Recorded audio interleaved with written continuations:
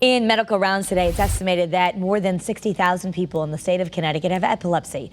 Hartford HealthCare's Ira Neuroscience Institute is one of the only places in the state with an advanced technology designed to improve the treatment of seizures.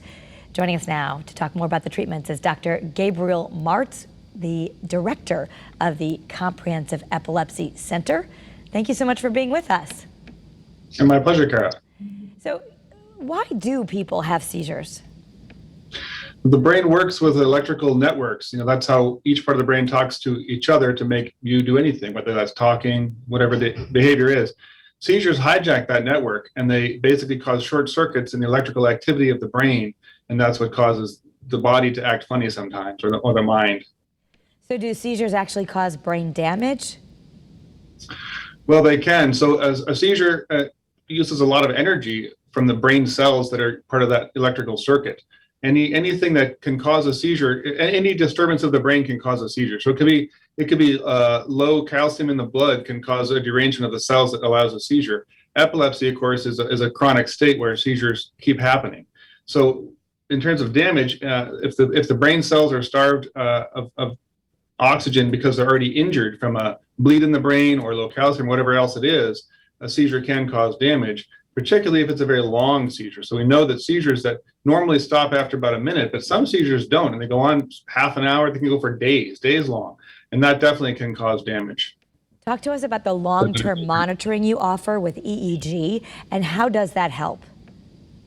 Yeah, pardon me. Yeah, so we're very excited about that because long-term monitoring basically means continuously watching the brain's activity through EEG wires that are attached to the head.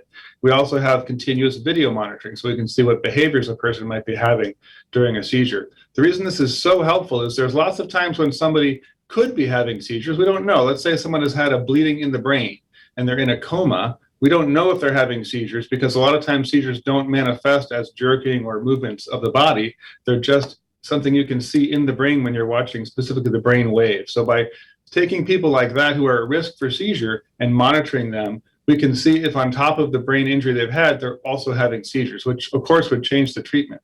And another really important aspect is avoiding treatments that they don't need. So someone who, for example, has septic shock from an infection, they might be in a coma, they might be shaking at the bedside, maybe they're shivering because they're fever.